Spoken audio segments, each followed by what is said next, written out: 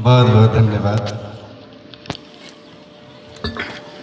आप सभी बहुत ही शालीनता के साथ जुड़े हुए हैं और आज का जो कार्यक्रम है, सुबह से आप सब उस कार्यक्रम की जो महत्ता है, उसकी जो आत्मा है, जो उद्देश्य है, उससे आप जुड़ रहे हैं, जुड़ने की कोशिश कर रहे हैं।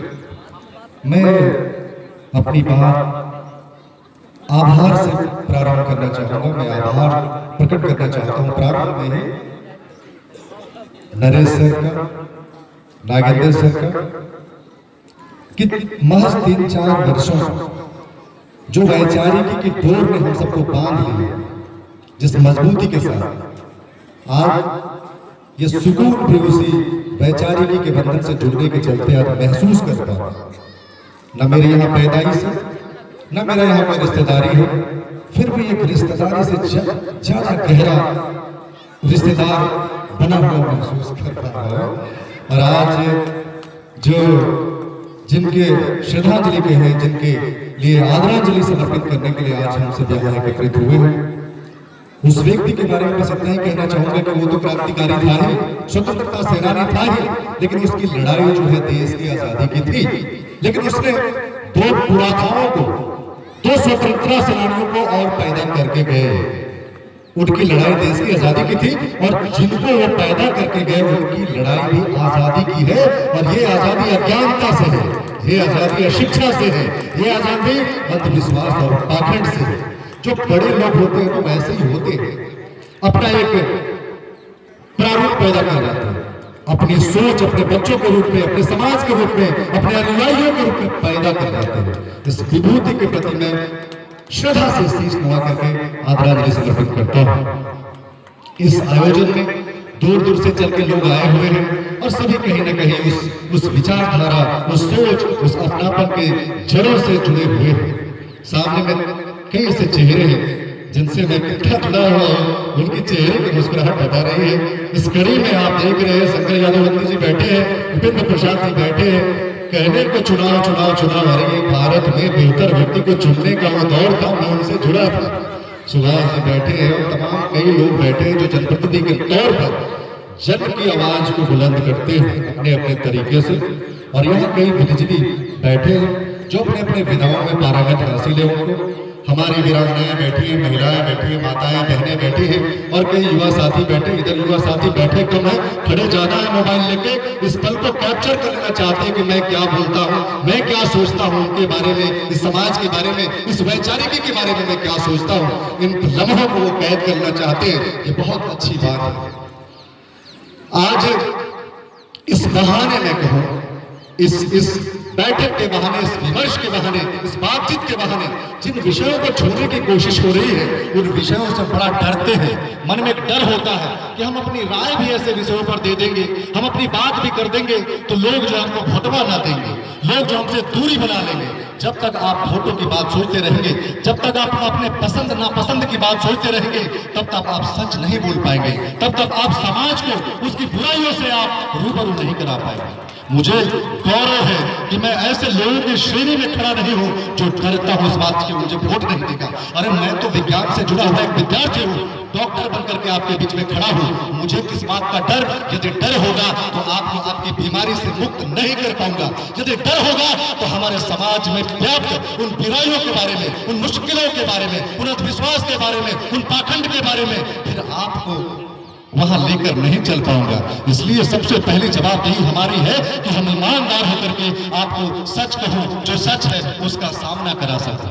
यही मेरा उद्देश्य है। और हमें लगता है कि आज के इस कार्यक्रम की आत्मा जो है इसी बात में है कि सच क्या है, सच का सामना हम कैसे कर सके और जो गलत था उसको गलत कर सके, जो अच्छा है उसको अपना सके। और इस अपनाने के दौर में हम अकेले नहीं, कईयों को साथ लेकर चल सके।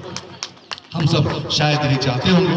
तो मैं एक बार पुनः इस सभा में कहूं या इस आदरांजलि सभा में कहूं, जितने भी लोग आए हुए हैं, सभी युवा साथियों को, जनप्रतिनिधियों को, माताओं को, विशेष करके हमारी बहनों को जो जा चुकी हैं, जो बैठी हैं, जमी हुई है, उन सबको आगे आकर के मुस्कुराते हुए एक बार अपनी दिल की जो बात है, जो सम्मान है आपके लिए मेरे दिल में, उसको समर्पित करता हूं और आप सबको क्रांतिकारी जय भीम, जय भारत, जय संविधान कहता हूं।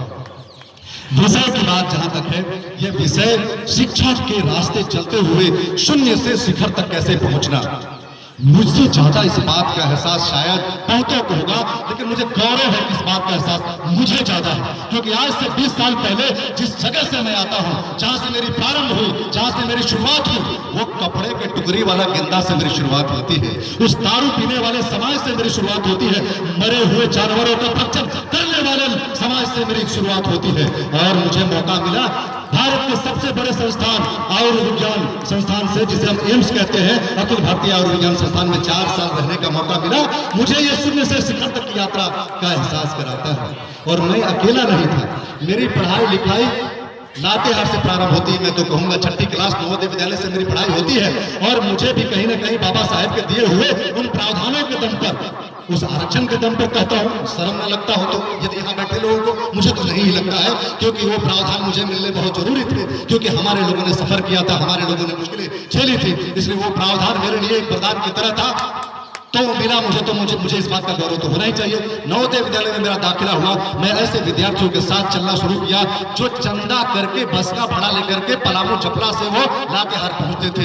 आने के क्रम में भी हम लोग एक दूसरे में चंदा करके एक दूसरे को देते थे। और आज आपको जान करके हैरानी होगी कि उस श्रृंखला में मैं अकेला नहीं हूँ जिसके नाम के आगे डॉक्टर लगा हुआ है। कई ऐसे विद्यार्थी हैं। एक मेरा मित्र है, अभी जो झारखंड में एक जिला मत्स्य पदाधिकारी की हैसियत से भारत की धरती से निकल करके उसे बेल्जियम में जाकर के पीएचडी करने का मौका मिला।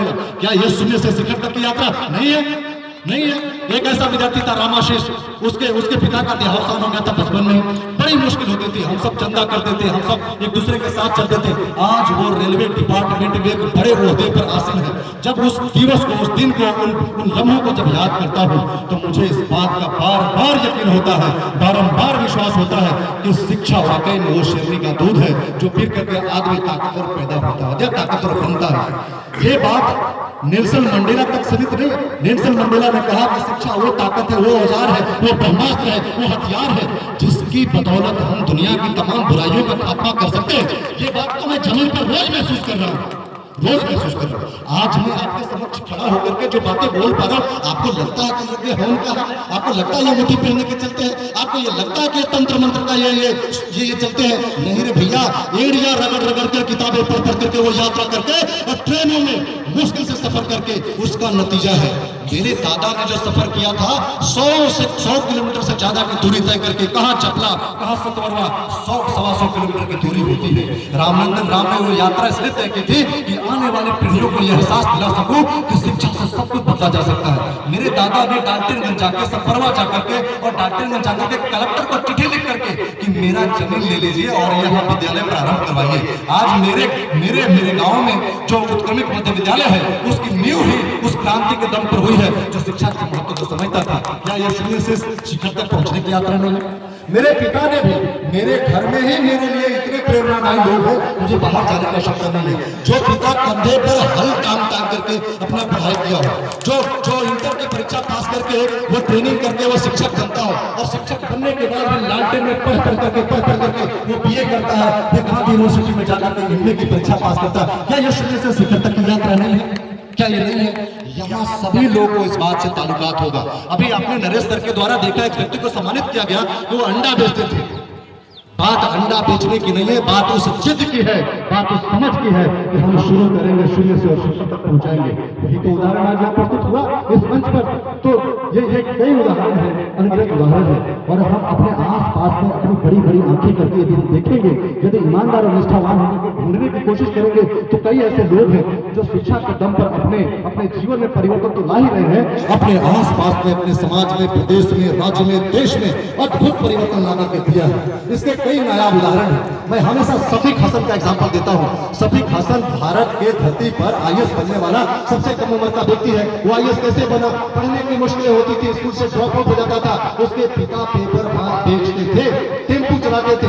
जब टेम्पू चलाने वाला का बेटा सबसे कम उम्र का भारत का आईएएस ऑफिसर बन सकता है, तो क्या यह शून्य से शिखर तक पहुंचने की यात्रा में हो? उसी प्रकार से ये अंसार सेठ की मैं बात कर रहा था, और गुजरात की धरती पर सफीक हसन नाम का एक बेटा भी है, जो जिसकी माँ दूसरे के बारातों में जाकर के 40-20, 50-50 किलो आटे की रोटी बनाया करते थे। वो आटे की रोटी बनाने वाली 50-50 किलो बारातों में वो उस माँ का बेटा भी भारत की धरती पर सबसे उम्र का IPS ऑफिसर बनता है, कहीं का गुजरात में SP होंगे।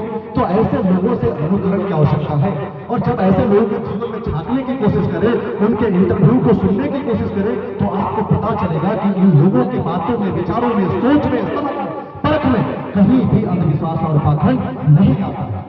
इसीलिए शून्य से शिखर तक की यात्रा सिर्फ यदि किसी चीज के रथ पर चढ़कर यदि तय की जा सकती है जल्दी से और गारंटेड, तो वो है शिक्षा। आज जो मैं ये कपड़ा देख रहे हैं, आज जो मेरी गाड़ी है, आज जो चश्मा है, आज जितना कपड़े सब वस्त्र पड़े हुए, ये सभी ब्रांडेड है। इस ब्रांड की गारंटी कौन देता है? शिक्षा भी तो, शिक्षा। दूसरा कोई नहीं है, दूसरा कोई मार्ग नहीं, कोई रास्ता नहीं, कोई तरकीब नहीं, कोई जंतर नहीं, कोई मंत्र नहीं, कोई अंगूठी नहीं जो उस ब्रांड की गारंटी दे सकता है। यदि आपके चेहरे पर मुस्कुराहट की कोई गारंटी दे सकता है, यदि आपके चेहरे पर कोई सम्मान की गारंटी दे सकता है, तो ये कलम की ताकत है, किताबों की ताकत है, ये सोच और समझ की ताकत है, ये विज्ञान की ताकत है। और इस बात को मैं बहुत गहराई से समझता हूँ साथियों। इसलिए इतना उदाहरण पर्याप्त है और उदाहरणों की भरमार है। शून्य से शिखर तक पहुंचने के लिए मेरी नजर यदि सबसे उपयुक्त, सबसे परफेक्ट और सबसे गारंटेड यदि कोई मार्ग है तो वो शिक्षा है। क्योंकि मैंने